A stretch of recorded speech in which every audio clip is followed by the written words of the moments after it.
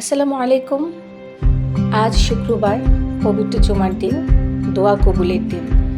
আজকের এই দিনে এমন একটি বিশেষ মুহূর্ত রয়েছে যে মুহূর্তে মহান রব্বুল আলামিন আমাদের দোয়াগুলো কবুল করে থাকেন।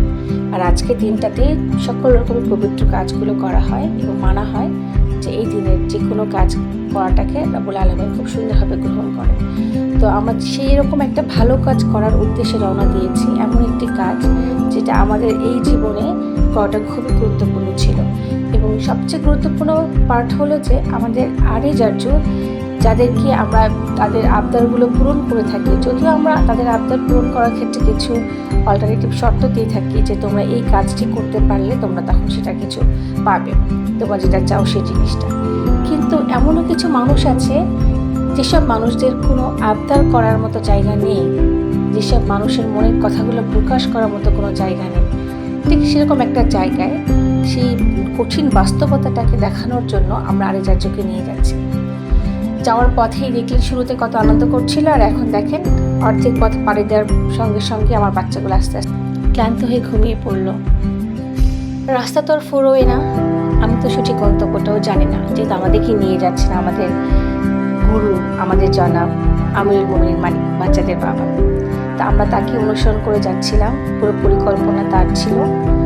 এবং যদিও এইটা আমি অনেক বছর ধরে চাচ্ছিলাম যে আমাদের দুই বাচ্চাকে আমরা এমন একটা জায়গায় নিয়ে যাব, কিন্তু আসলে কেন জানি আমার মনের ইচ্ছাগুলো আলহামদুলিল্লাহ মহান রব্বুল আলামিন ওনাকে মনে হয় জানিয়ে দেন এবং উনি সেটা ফুলফিল করে ফেলেন। তো যাওয়ার মধ্যে সবচেয়ে ভালো লাগার যে জিনিসটা সেটা হচ্ছে আকাশের এই মেঘগুলো। হঠাৎ করে দেখেন এই যে এমনভাবে আমি ক্যামেরাটা ধরেছিলাম মনে হচ্ছে যে এটা একটা গাড়ি না, আমি বিমানে উড়ে যাচ্ছি মেঘের মধ্যে। আর এই যে এখন পাহাড় মনে হচ্ছে মেঘমালাকে দেখে এত বিন্যস্ত করে রেখেছে রব্বুল আলামিন, এত সুন্দর করে সৃষ্টি করেছে, তার অপরূপ সৃষ্টি সুবহানাল্লাহ। যদি আমি কখনো সাজেক যাইনি, কিন্তু আমার মনে হয় সাজেক যাওয়ার যে একটা শখ সেটা বোধহয় আপাতত রাস্তা আমি এখানেই কমপ্লিট করে ফেলেছি। এত সুন্দর মেঘ আসলে আমি কখনোই দেখিনি, মানে মেঘমালা এত সুন্দর করে সাজানো থাকে দেখেছি তো একেবারে খণ্ড খণ্ড করে, বাট এইভাবে পাহাড়ের মতো এমন অদ্ভুত সুন্দর আমি দেখিনি। সুবহানাল্লাহ সুবহানাল্লাহ, আল্লাহর সৃষ্টির প্রশংসা করে শেষ করা যাবে না। এই প্রকৃতি দেখতে দেখতে অলরেডি আমরা সেই ফেরিঘাটের দিকে চলে আসছি, বিশাল জ্যাম উপেক্ষা করে আমরা এখন ফেরিতে প্রবেশ করছি। আমার বাচ্চারা ফেরিতে কখনো ওঠেনি, আমি উঠেছিলাম জীবনে একবার কুষ্টিয়া যাওয়ার পথে, কিন্তু এই প্রথম আবার যাচ্ছি। তো অনুভূতিটা অন্যরকম ছিল। বাচ্চারা এভাবে নদীতে উঠেনি কখনো, মানে নদীতে লঞ্চে করে গিয়েছে একবার ওদের নানা বাড়িতে, কিন্তু এভাবে ফেরিতে করে নদী পার হওয়া সেটা কখনো হয়নি। তো আমাদের অভিজ্ঞতাগুলো আজকে একসাথে অনেকগুলোই অভিজ্ঞতা নতুন নতুন তৈরি হচ্ছে। আমরা যখন যাচ্ছিলাম আমরা তখন ওদেরকে দেখাচ্ছিলাম চিৎকার করে, দেখো দেখো এই যে এই ফেরিতে করে আমরা যাচ্ছি, কারণ ওই যে উপরের 2-3 তালা দেখে বোঝা যাচ্ছে যে এটা একটা কিছু, তা না হলে তো রাস্তার মতোই মনে হয়। আধা ঘন্টা মনে হয় লেগেছিল আমাদের নদী পার হতে। এরপর আমরা আমাদের গন্তব্যে চলে যাই এবং অনুষ্ঠানের শুরুটা হয় আর জোর তেলাওয়াত দিয়ে।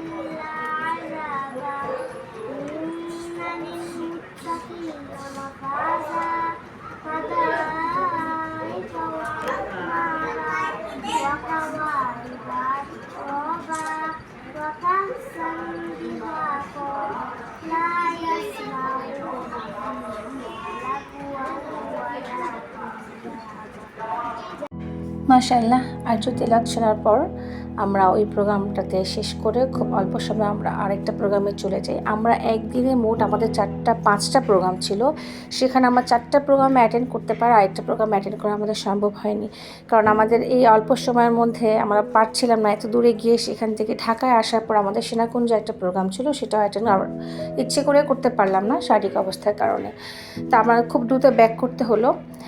দেখতে পাচ্ছেন যাওয়ার সময় যেহেতু আমরা আমাদের গাড়ির পজিশনটা এমন জায়গায় ছিল আমরা পারিনি বের হতে, আর আরিজার্য শুয়েছিল যে আমরা নদী উপভোগ করব, কিন্তু আসার পথে আমরা খুব সুন্দরভাবে দোতলায় উঠে যে আর্য মজা পাচ্ছে, আমরা নদীর সেই অপরূপ দৃশ্য উপভোগ করেছি। আলহামদুলিল্লাহ এত ভালো লেগেছে, মানে আমার মনে হয় আমার জীবনে এই প্রথম একটা জার্নি যেখানে আমি খুব ক্লান্ত বোধ করিনি। কিন্তু আমাদের জনাব আমিরুল মোমিনিন মানিক দেখেন গাড়ির মধ্যে বসে আছেন একা, কারণ তার শরীরটা ভীষণ খারাপ হয়েছে। উনি একদমই লং জার্নি করতে পারেন না, খুব কষ্ট হয় ওনার।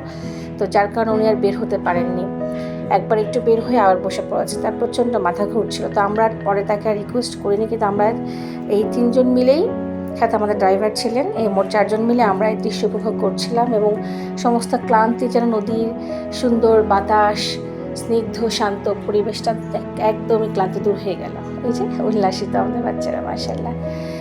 তবে আজকের এই প্রোগ্রামটা আমি আপনাদের একদমই দেখাতে পারিনি, কারণ ওই যে বলছিলাম একটা নির্দিষ্ট কারণ রয়েছে। কিন্তু এখান থেকে এমন কিছু অভিজ্ঞতা আমি নিয়ে যাচ্ছি এখন ঢাকার পথে, যেটা আমার জন্য খুবই কষ্টদায়ক ছিল। এমন কিছু জায়গা যেখানে সুবিধা বঞ্চিত এত মানুষ রয়েছে। তবে আমি এইটুকু বলতে পারি, আমরা গিয়েছিলাম সেভ দ্য চিলড্রেনের এমন কিছু প্রজেক্ট, যে প্রজেক্টগুলো এখন প্রায় বন্ধ হওয়ার পথে। তো ইনশাল্লাহ আমরা এটা নিয়ে কাজ করব। কিন্তু আমাদের মনের ভিতরে অনেক কষ্ট, এমন মানে অভিজ্ঞতার এমন একটা অংশ আমাদের জীবনে যুক্ত হলো, যেটা কখনো ভুলবার নয়। তবে আশাপদ দেখেন তারা আমাদের জন্য কত কিছু পাঠিয়ে দিয়েছে, এটা আমি একদম সারপ্রাইজ ছিলাম। ওদের বাবা বারবার করে বলছিল যে অল্প কিছু দিতে, তো ওনারা কিছু কিছু পরিমাণ কমিয়ে রেখেছেন, কারণ বাটি ভরা ছিল। আবার আমাদের রাস্তায় ক্ষুধা লাগে, আমরা কিছু আবার খেয়েছি গাড়ির মধ্যে, তো যার কারণে এখন অল্প পরিমাণে দেখা যাচ্ছে। কারণ আমরা একেবারেই কম খাই, আমাদের সদস্য সংখ্যাও কম, যার কারণে আমাদের খাবারও কম লাগে। তাও তারা অনেক কিছু দিয়েছেন। তো এদের আতিথেয়তা আমাদের কাছে খুব ভালো লেগেছে। আমি কখনো ওই অংশে মানুষের হাতে রান্না খাইনি, এই প্রথম খেলাম। ভর্তাগুলো অসাধারণ ছিল, কালো জিরা ভর্তা ছিল, সরিষা ভর্তা ছিল, আর ধনেপাতা ভর্তা ছিল, ভালো লেগেছে। পিঠা 3-4 রকমের। তবে এই যে মগ দিয়েছে উপহার, একেবারে অবাক করার মতো ভাবিনি। এখানে আরজুর ছবি আর এই যে ছবি কালেক্ট করা হয়েছে অনলাইন থেকে করে, তারা এই সারপ্রাইজ মগ উপহার দিয়েছে। দেখতে পাচ্ছেন মগ খুব সুন্দর কাস্টমাইজ করা একদম। এটা হচ্ছে আরজুর, এটা হচ্ছে আমার আরিজের। কি চমৎকার, মানে আমার কাছে খুব ভালো লেগেছে ওদেরকে এভাবে করে সম্মানিত করা হয়েছে, এক একজনকে ডেকে নিয়ে। এইটা হচ্ছে জনাবের।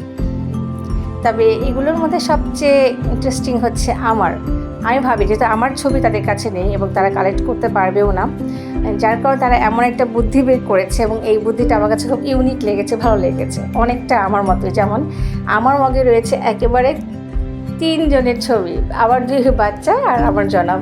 তো আসলে এই 3 জনের মাঝে তো আসলে আমার অস্তিত্ব লুকিয়ে আছে, আমি একাই 3-এর মধ্যে আমি এক। তো আমাকে দেখেছে কথা সাহিত্যিক আমাদের নেশা পাপড়িকে, আমার খুব ভালো লেগেছে। মানে এরকম আসলে আমাকে কেউ দেয়নি কখনো এর আগে। আর এটা হচ্ছে হিডেন ম্যাজিক মগ, যেটার ভিতরে লুকিয়ে আছে এমন কিছু লেখা, এমন কিছু জিনিস যেটা বাচ্চারা সারপ্রাইজড হয়ে যাবে, মানে ওরা ডাবল পেয়েছে। তা আমরা এটার মধ্যে প্রথমে এক্সপেরিমেন্ট করার জন্য বাচ্চা ঠান্ডা পানি দিলে হয়নি, লাইট অফ করলো, যেহেতু ওনারা বলছিল অন্ধকারে কিছু একটা হবে। পরে আমি গরম পানি দেওয়ার পর আস্তে আস্তে এই যে বের হয়ে আসছে। এখানেও লুকিয়ে আছে আর এই জার্জুর ছবি সহ কিছু সুন্দর কথা বাণী। কথাগুলো কি লেখা আছে একটু পড়ার চেষ্টা করছি। এটা হচ্ছে আরিজের।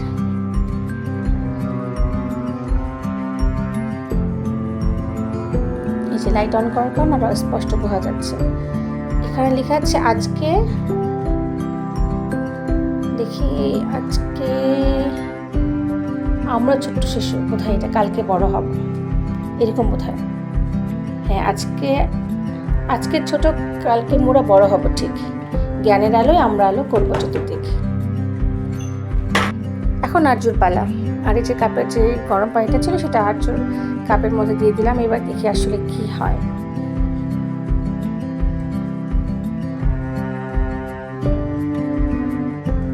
আমরা অপেক্ষা করছি 1, 2, 3 করে করে।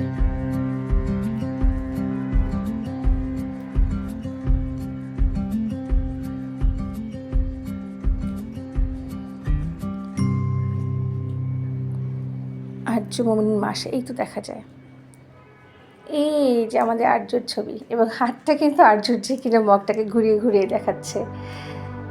এই যে মাশাআল্লাহ আমাদের লিটল বেবির ছবি, সাথে কি লেখা আছে এটা আমরা দেখি।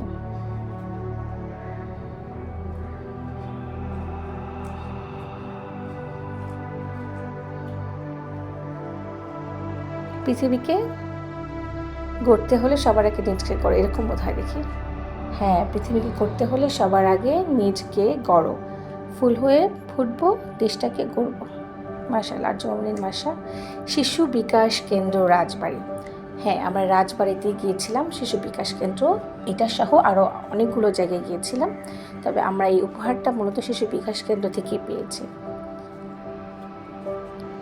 এই তো ছিল আজকে আমাদের অনেক অনেক অনেক অভিজ্ঞতা সম্পন্ন একটি সুন্দর দিন, ঝলমলে দিন। আলহামদুলিল্লাহ।